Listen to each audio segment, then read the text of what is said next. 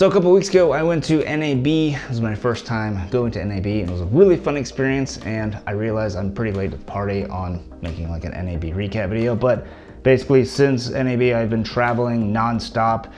We moved across the country. There's been all kinds of stuff going on. Now I'm in California for another job, so it's been pretty hectic to say the least. So better late than never to get a recap video done right. So apologies for the lighting and the audio and everything, but here we are. So wanted to talk about my NAB experience and just some of the things that stood out to me. Now, I'm not gonna go into too much detail on all the products and stuff because I made a number of videos talking to some of the experts at the booths, so they can kind of talk about the products in more detail instead of me blabbering about them. But there were some really exciting releases, so wanted to kind of talk about that and kind of wrap it up all into one video. Now, my experience at NAB on the show floor was pretty short-lived. I was really only there for the first day, and I had to leave in the afternoon to get back for family reasons.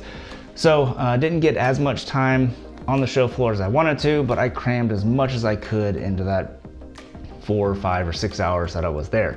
So that said, let's talk about some of the things that really stood out to me, and let's start with lighting. Now, if you've watched any of my other videos, you know lighting is very important to me, and I love lighting and I love light fixtures and all that. So first thing I did is I ran to the Aperture booth to see the 300C and 150C, and I'm really excited about these fixtures because it brings a point source RGB WW fixture in the Sidus Link ecosystem at an attainable price point as compared to the Lightstorm 600C Pro. And these Amaran fixtures, I kind of said this with the F22C when I did that review, they feel like that F22C feels like kind of like a premium product.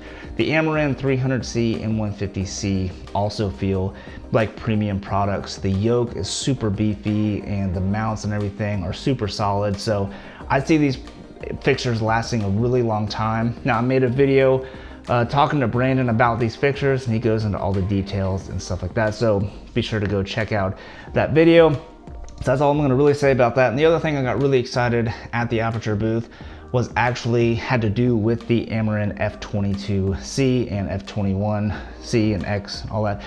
Basically what they did is they redesigned the frame, the mounting bracket that goes on the back of the light. They did such a good job with it, and it feels super solid. So can't wait to get one in and try it out. They mentioned there's gonna be a trade-in program for early adopters and everything. So whenever that comes in, I'm definitely gonna make an update video on that to kind of show it, because it seems super bulletproof. So that's kind of the Amaran booth, Aperture booth. Really excited about that stuff. Obviously they had all their other stuff like the infinite bars and the little pixel tubes and all that, but focused on the new fixtures for this event.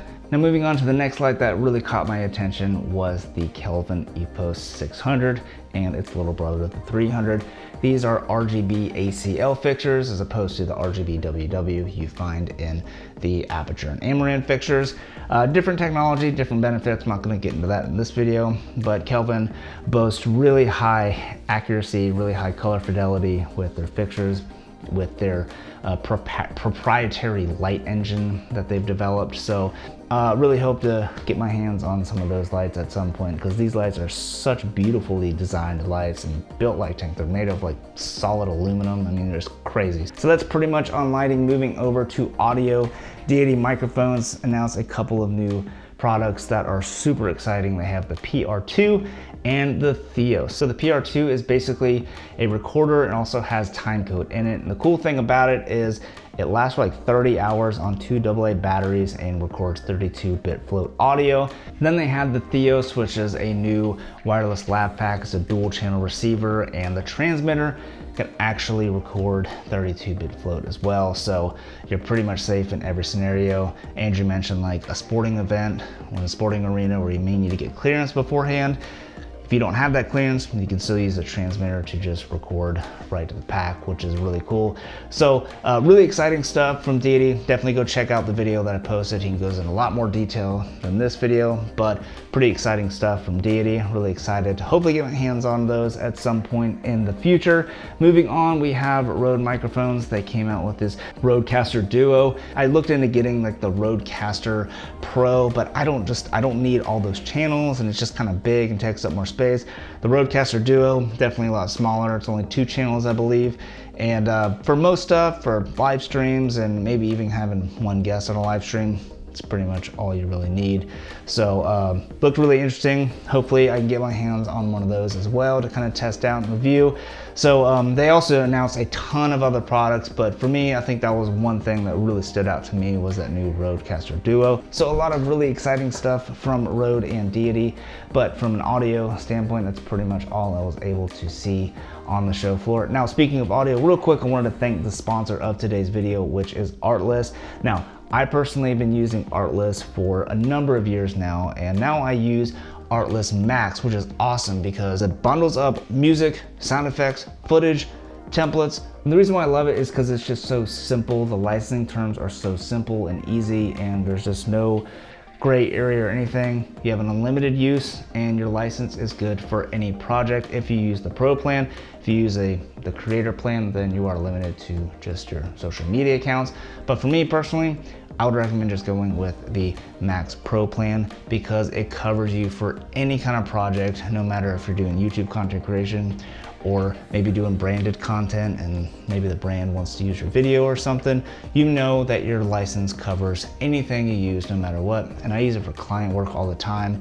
My clients are always stoked on the music that I use and the sound design and everything, and I get all of that from Artless. So if you're looking for a place to get good quality music, sound effects, footage, all that kind of good stuff, head over to artless.io. Use the link down in the description below. It really helps out this channel, and get started with it. You get 2 free months. Go check them out, super awesome. So that said, let's jump back into NAB and talk about lenses. Now, I went over to the Laowa booth and they've got 2 new focal lengths with their nanomorphs, which I absolutely love the nanomorph lenses. They're really tiny. They're 1.5 times squeeze factor, so pretty good. Not like 2 times anamorphic, but 1.5 is nothing to look away from.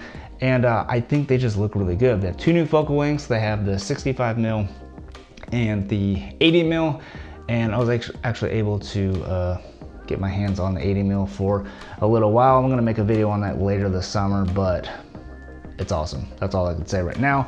I'm running out of light, so I need to wrap this up. Headed over to DZO Optics, DZO lenses. They had their new 2 times anamorphic lenses, and those looked really good. They had them on an Alexa 35.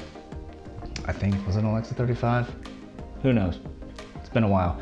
But they looked really good just on the monitor that I saw. They had a little model there, and those lenses looked really sweet. I don't know what the pricing is on those.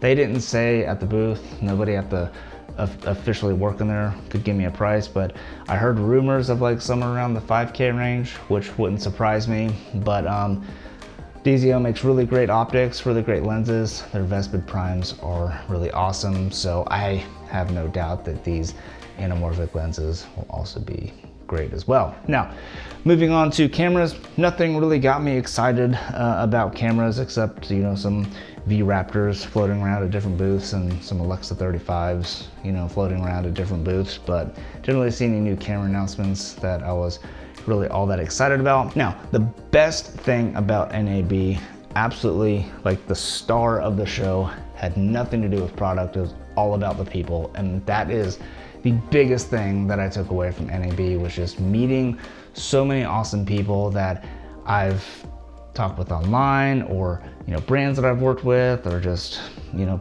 YouTubers that I watch, like all this kind of stuff. Really cool to just meet everyone in person, and everyone I met in person was just super kind and just really awesome to talk with, and just had a blast talking to everybody. But even before NAB started, I flew out early. I flew in Friday night and got an Airbnb with Brandon Talbot, Josh Satin, and Matthew O'Brien, and that was really awesome. And if you're going to NAB for the first time, or if it's just a reunion thing, I highly recommend you getting there at least a day before, a full day before, so you can just kind of get your hangs in without the hustle and bustle of the show floor, because as soon as you get on the show floor, it's super hectic. So I really liked being able to just like hang out and just chill and relax with some of these guys that, you know, I've never met in person, but texted with a lot, and you know, even could have done collaborations with. But it's really cool to just just sit back and chill, relax, and go on hikes and just do, you know, just hang out as friends. And it was really cool, and it was much slower paced before NAB started, because as soon as you hit the show floor, it was just like, whew, we all went to like the different brands and everything that we wanted to go see. And it was really cool to just hang out. But meeting everybody, it was just super awesome, and I just really enjoyed meeting everybody that I met. I'm not gonna name names, because if I do, then I'm probably gonna forget somebody, and then I would just feel really bad about that while I'm editing. If we didn't meet, I'm sorry. I was running around like a chicken without a head, trying to hit every booth that I could, and I felt like I was so sporadic, just like this video. My brain has been going a million miles an hour for like the last 2 months. So hopefully I can slow down here in the next few weeks. But that's gonna wrap it up for this video. I am amazed if you're still here, because this is ridiculous. But thank you so much for watching. I'll be back on YouTube in maybe a couple weeks. We'll see. Appreciate you watching, and I will see you in the next one. Peace.